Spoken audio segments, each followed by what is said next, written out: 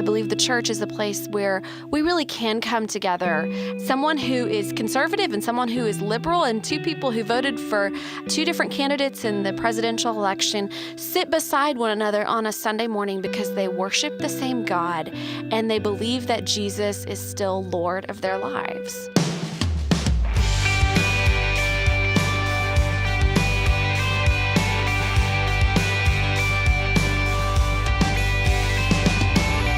Hello, and welcome to More Than Sunday, a weekly podcast where we take a deeper dive into the stories, themes, and questions of our faith. My name is Eric Czechowski. I'm the worship director for Access, our modern worship community at First United Methodist Church, Richardson. And with me every week is our lead pastor, Julie Richter. Julie, good to be with you today. Good to see you too. Yeah. So today we are talking about political labels. It's our final week of our series, Labels. JB preached last Sunday on the ways in which we label people politically. And Julie and I have been talking about this topic for a number of months, in fact, maybe even a couple of years. Yeah. Just in some of our shared stories with family and with friends, and many of the different ways that we've had some positive experiences and some negative experiences around political camps that people fall into, and sort of the ways that that influences their ideology, certainly, but the ways in which they relate to people who share their beliefs and people who don't share their beliefs as well. Yeah, so we're going to do something a little bit different today, and we're just going to have a conversation just between me and Eric. And so this is going to serve a couple of different purposes. One is for you to hear a conversation about how we might hope and anticipate or expect that you would have a conversation with those that you are close to. So we're going to ask questions today that we hope that you will take and either have around a dinner table or a lunch conversation or a coffee conversation, have with your kids and your teenagers, and even begin having in small groups and Sunday school classes. We are going into August, and in this time of year, small groups are starting back up. And so what we want today is to invite you into a conversation that you might take and then extend to your networks and to your family and friends. So in order to facilitate those conversations in a healthy way, today we'd like to give you just one example of maybe a framework that you can work within. In Brené Brown's book, Braving the Wilderness, she has an acronym that spells out braving that I think gives a really great guideline for these kinds of conversations. And so I'm just going to run through this acronym really quickly, and then we'll talk about kind of what those mean, just to kind of set up our conversation. So the B in braving stands for boundaries. The R is reliability. The A is accountability. The V is vault, the I is integrity, the N is non-judgment, and the G is generosity. So let's first talk about boundaries. What does Brené Brown mean when she uses the term boundaries? Well, it's interesting as she talks about boundaries, I've heard her talk in terms of boundaries before about grace, that often we think of boundaries as people drawing harsh lines to keep us away, rather than boundaries being a healthy way that we can stay grace-filled and loving to each other. And so what she talks about is how boundaries are the lines that we draw so that we can explain to others what is beyond the line or what is too far. Because when you're having vulnerable conversations, when you're talking about things that are really passionate for you, especially if it's something that has come from your own experience, it is important in those vulnerable conversations that are uncomfortable and even painful for people to know what is crossing the line into hurtful rather than helpful. And I think boundaries help us to state that line. And that's so important, especially based on what JB preached about last week, about figuring out where the pain that's too great to bear is and dialing it back into what's uncomfortable, right, but that we're willing to talk about, right? So we're willing to set some boundaries for lines that are too far, right, that we can't cross, but that sort of keeps everyone in a healthy, even if it's a little bit uncomfortable, still a healthy place to have some conversation. Well, and we don't see a lot of great examples of this, especially in the media. It makes me think back to the political debates that were going on between Trump and Clinton. It just was a constant boundary crossing. It was always a questioning of character, and you could even maybe call it character assassination, right? It wasn't around the issues. I remember watching them wanting to hear some in-depth conversations around plans around education and economics, and then just feeling like I was watching two people attack each other's character across the room. And so setting those boundaries helps us to talk about issues and talk about topics and themes and where we stand on those and what we think about them in terms of our reasoning and experience, rather than going directly into attacking a person. Certainly. So for me, the next two sort of go together a little bit, reliability and accountability. So reliability is really doing what we say we're going to do and when we say we're going to do it. And I think in this kind of conversation, when you set up a framework like this braving framework and you both have a covenant for what we're agreeing to, it's standing firm in what you say you're going to do. So I'm not going to judge your character. I'm not going to spread your personal opinions about these to people that you don't want to know them, right? And I'm saying that to you and you can trust that in me. So there's that reliability piece there. And then in addition, the accountability is being accountable to that covenant that we hold, but also taking ownership for our behavior and being willing to be held to a standard to where if someone calls us out for not living into the covenant that we agreed to, we're willing to make amends for those mistakes. Yeah, so you and I have talked a lot about reliability, but really specifically accountability and that connection to grace. That oftentimes, especially in the Methodist Church, we talk so much about grace that when we really don't define grace appropriately, we end up misinterpreting grace as a free pass. That I can do whatever I want because God's going to forgive me, or I am entitled to forgiveness because of grace, and so this person should forgive me. And I think where we can find a more accurate understanding of grace is when we really begin to see our need for it. And if we are not accountable to our own actions, if we're not accountable to God or to one another, we never really fully understand what grace is about. And so accountability is huge in this, and reliability as well, to do what we say we're going to do, but also to not do something that's outside of those boundaries. For sure. So the vault piece really revolves around confidentiality, right? And I referred to it just a little bit with the reliability piece with the covenant, but not sharing stories that aren't ours to share. So Right. if we're having conversations or even sharing stories that inform particular beliefs that we have, some of those stories can be really vulnerable. They can be really personal. And it's super important for us to remember that these stories are being shared in confidence. So Right. we should default to holding those things in confidence. Right. And that really goes back to boundaries, that if it is something that is supposed to be confidential, set that boundary up front. I think this is really important in small groups, that one of the agreements that you make when you're with that group is that what you share in that room and what you share during that time together doesn't leave that space. You're dealing with human story and real experience. And so to actually be grace-filled and loving in the way I think that Christ calls us to is to not go sharing stories that aren't ours.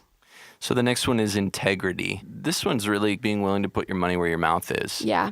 So often, and it's so easy in the world of politics and in the world of social media to say, oh, I believe this, but then not act upon it, right? So there are all kinds of political causes that we sort of vomit over people, right? But then when push comes to shove, we don't support it with our time, we don't support it with our service, we don't support it with our action or our money or really anything else. It's just lip service. And if that's the case, if we really believe so strongly about something, wouldn't we have the integrity to actually live into that with the actions that we take and with our time and our money?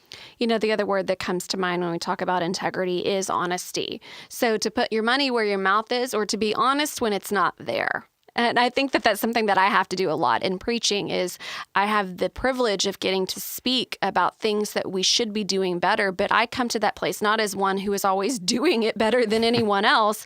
For me, it's about having to be honest in that moment and say, this is a message that is just as much for me as it is for anyone else. And so I think having that honesty to say, here's something that I really believe strongly, but something I'm struggling with putting into action, I think connects back to all of these, but especially accountability. To share that with somebody that you're close with probably is pretty helpful. So the next one is N, and that stands for non-judgment. And on the surface, this seems pretty self-explanatory, right? Not being judgmental of people that we're having conversation with, and that's maybe one of the hardest ones. I know, right? Because, easy to say, hard to do. Yeah, because we're so quick as a culture to place judgment on others. So maybe a definition of judgment might be helpful. Okay. How do you view judgment?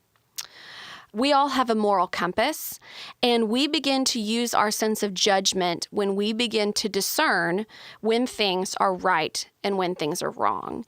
And so I think my biggest struggle in that, though, is that when we begin to judge other people, we take it from an assessment of something that is right or wrong. And we get into these gray areas with people where it's really not our place, but it's the place of Christ as the judge rather than us as the judge. And I think Kim Meyer spoke a few weeks ago on the podcast, the difference between judgment and accountability is that relationship. Yeah. And so the hope of this framework is that it's being used in an existing relationship, or it's being used to set up a healthy relationship so that things that could come across as judgmental, they can be seen in love, they can be seen in grace. Because as you mentioned, there's an important part of our Christian walk for accountability and even a lot of scriptures related around judgment, right? Yeah. And so that's an important conversation and an important distinction for us to be able to make. But I think Kim said it really well, that relationship is really the key to differentiate judgment from accountability. So in terms of that understanding of relationship, let me ask you this. Do you think that you can disagree with someone well without being judgmental of them? I do. I think it's vital for us as society to remember that just because I disagree with you doesn't mean I judge you. Just because I disagree with you doesn't mean I don't love you. Just because I disagree with you doesn't mean I think you're invalid or invaluable as a person, right? We've had different experiences. We have different passions, and it is 100% possible to disagree with someone without judging them. Yeah, this isn't the end of a relationship. This isn't a cutting ties because of a disagreement. And I think that's what happens often with judgment, is that we often struggle to keep people close to us. And so to disagree without passing judgment is to be able to have healthy conversation while still keeping our relationships intact, which I think leads perfectly into this last word for the acronym. So the G in braving is generosity. And that's extending the most generous interpretation possible to the intentions, words, and actions of others, assuming essentially the best of other people. Yeah, and I think that's so important. Yeah. To hope, to be optimistic enough, to be gracious enough, to default to generosity in that this person's opinions are coming from a motivation of love, from a motivation of grace. They're coming from a place that's well thought out. So often we're quick to judge, well, they're just idiots, or that's a stupid thing to say, or that doesn't make any sense, or X, Y, and Z. And yet, my experience has been, on almost every issue that I can think of, there are very intelligent, God-fearing, Christ-loving, gracious, and loving people on both sides of almost every issue, as I mentioned. Absolutely. And so just to continue to be reminded that even if there's a person on a different side of an issue, it's very, very possible that it comes from a place of pure motivation and also has been really well researched and thought out in their response to a particular issue. Yeah, I mean, I think that the image that keeps coming to my mind is that what generosity helps us to do is to help us continue to have open hands rather than clenched fists. And so what if we approach these conversations, as hard or as uncomfortable as they might be, assuming that the person on the other side of the table is doing the very best that they can? Because when I think about it with that sort of compassion, my hands immediately want to open and extend to that person rather than close and shake a fist at that person. And so I think that that is huge in this conversation. And one of the things that I'm reminded of as well, Kim Kasten, who was on several weeks ago, and I think I've even referred to this before because it just rings in my mind, do they hear me, do they see me, and does what I say matter? And that last piece specifically in a political conversation, does what I say matter, or are you hearing me, or are you actually listening to me? Are you really listening and ingesting rather than just waiting for my mouth to stop moving, right? So that you can get in your piece. That is one of the biggest things I'm guilty of. And whether it's a political conversation or even a conversation sometimes if I'm having an argument with my spouse or, very often I find myself thinking, okay, the second she's done talking, I'm just going to say my piece. Jump right in. That's right. And I'm not listening, Right. right? I'm not giving her the opportunity for what she is saying to matter to me, right? And that's so important, I think. Yeah, distinguishing between hearing and listening, I think, is crucial. Yeah. So just to give an example of Julie and I living into this kind of framework, I'd love to just throw out sort of a topic for us to talk about and hope and pray that I can live into this framework in front of all of our listeners here. No pressure. But one of the areas that we would love to talk about is the conversation about grace and accountability. Sometimes a lot of folks that I speak with who lean more progressive, lean more liberal, are really leaning heavily into the grace side of things, right? They're really leaning heavily into, there are so many people out there who need help, and Christ has called us to help the poor and help the needy and to not ask questions, to not have qualifiers for who gets the help, for us not to play judge, right, for who needs help. But this is what we're called to as Christians. And so very often they lean more heavily into providing social services, Medicaid, Social Security, those sorts of things, because there are genuinely people out there who need our help. And if there are a few people taking advantage of the system, that's a bummer. But our call first and foremost is to be leaning into that. And I think it's an important distinction to say and to use government to that end. Right. That is the government is one of the purposes of the government is to provide those services, right?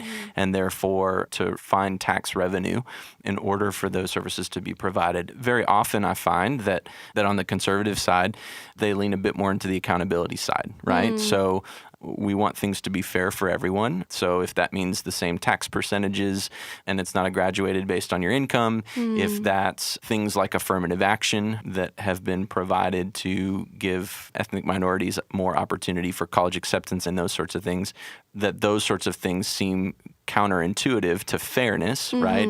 And that there's an ideology of be accountable for yourself, pull yourself up by your bootstraps. You know, some people start really high socioeconomic, some people start really low, but everyone has the same opportunities, right? And so they lean a bit more into that accountability piece, at least many that I've talked to. And so I really believe that there's a place for both. And I think, again, the motivations of both come from good places and are very scriptural. But how do you think we find, or I'll ask this personally, how do I find the middle ground for that? How do I find the intersection between people who might be unfairly taking advantage of programs that were meant for people who actually need help, or people who genuinely want fairness and accountability for everyone, but at the same time, the thought process potentially opens doors for oppression or a lack of fairness across the board. Yeah, for power to sort of speak into things in different ways. What I think I hear you asking is, how do I find and navigate a way between either being completely pessimistic about people and about what people might do or say, or being completely optimistic. And what's interesting about that is that it is not that one side is pessimistic and one side is optimistic. In fact, it's a lot more mixed than that. Those who are more conservative, it is not that they are pessimistic about what people are capable of. They just want it to be fair. And they have an optimism that things can be fair. And you know, one other important clarification that I'll make too is many, many conservatives really have a heart for the poor. Oh, yeah. Really are compassionate for people who need help. They just don't feel like it's the government's responsibility to do that, right? They feel like it's churches and nonprofits and people. What did John Kennedy say famously, even though he was a Democrat? Ask not what your country can do for you, but what you can do for your country, right? And so what's so interesting is sometimes it's sort of a conservative mantra to say, your country doesn't need to do this for you. Your country, your government doesn't need to do this for you, right? It's really what you can do for your country and for your brothers and sisters, and that's not necessarily the role of the government. Right. So then on the flip side of that, though, in terms of more progressive or liberal friends, they are not being naive to want justice. Right. You know, and so I think that that's the different side of the same coin, that it is not some sort of fantasy or fairy tale for our economy to not have such a stark power dynamic, that there are people who live in extreme wealth and people who live in extreme poverty and very few people who live in the middle, and that should be looked at from the government. And so it's when we begin, again, to put these labels on one another as either optimistic or pessimistic or naive or thinking that the world is all crashing down. I think that when we begin to put those extreme labels on what we are seeing, we no longer can see each other. I think you're absolutely right. And I think all of us I don't want to make a blanket statement. I think most of us really want an economy that thrives for all people. Yeah, right? I mean, it's really not a left-right issue. That's right. Conservatives want everyone to be successful. Liberals want everyone to be successful, right? The motivation is the same. The tactics are different. I was speaking to somebody recently who said, the country is so divided, but as you said a second ago, it may not really be a left-right issue. It may not be a conservative, progressive issue. Very often, and this is not a comment about any particular administration, but when any organization is functioning well, I find that it's a result of strong leadership.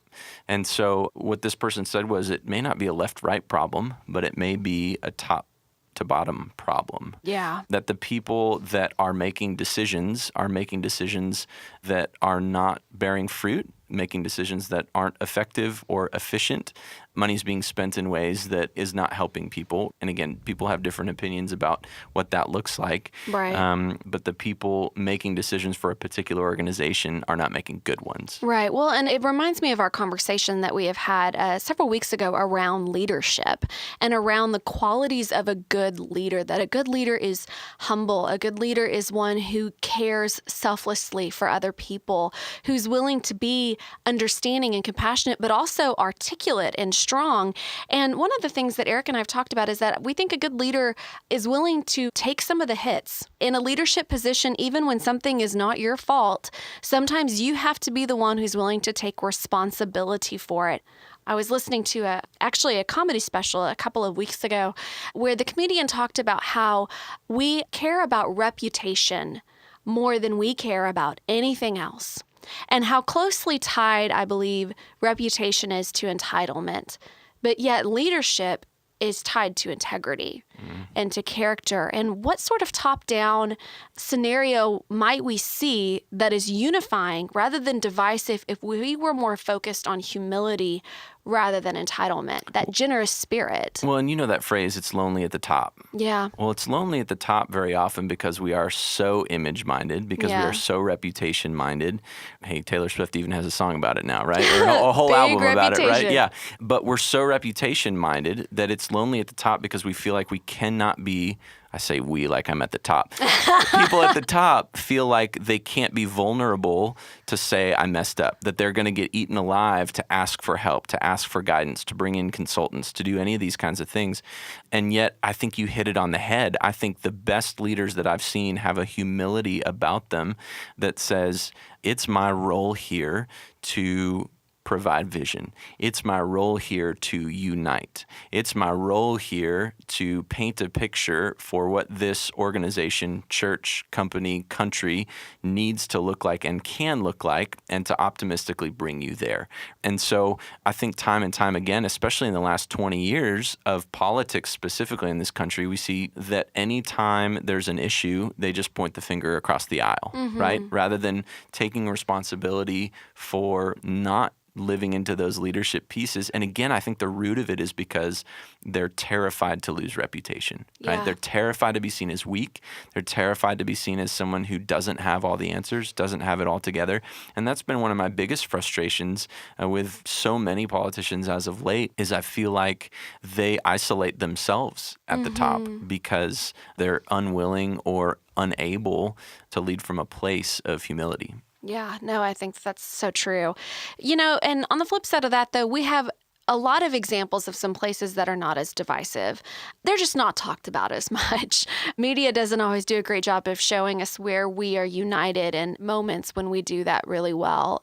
But I believe the church is a place that can be that. I believe the church is a place where we really can come together and you can sit in the same pew or on the same row as somebody who has a different political opinion than you. It's one of the things I actually am so grateful for at this church, at First Richardson.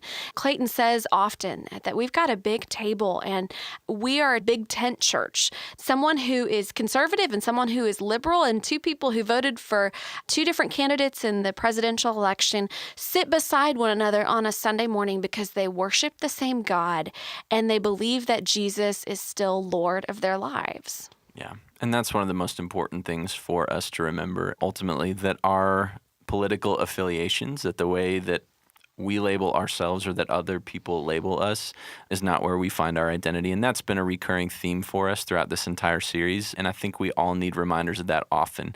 First and foremost, we are children of God. And from a community standpoint, we are brothers and sisters in Christ.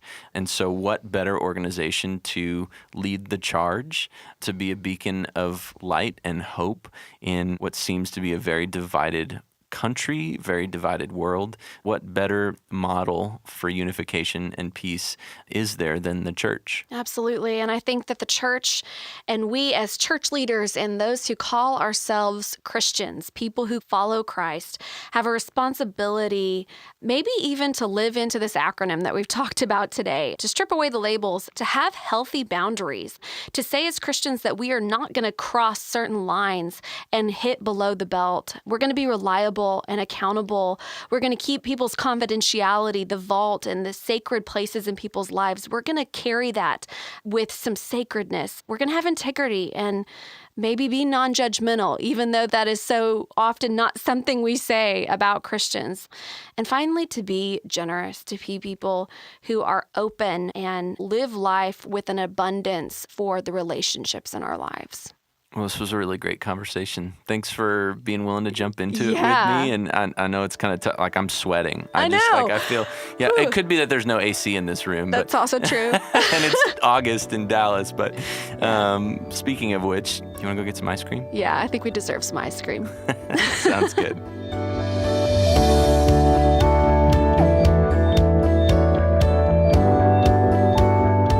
I read a social media post that referred to a stand-up routine from the late George Carlin. And George said in his routine that everyone driving slower than you is an idiot, and everyone driving faster is a maniac. You are the only one on the freeway driving at exactly the right speed. And this person who posted said, I think he may have been onto something. Particular as I consider the state of the church. Have you ever noticed that everyone left of you is liberal and everyone to the right of you is conservative?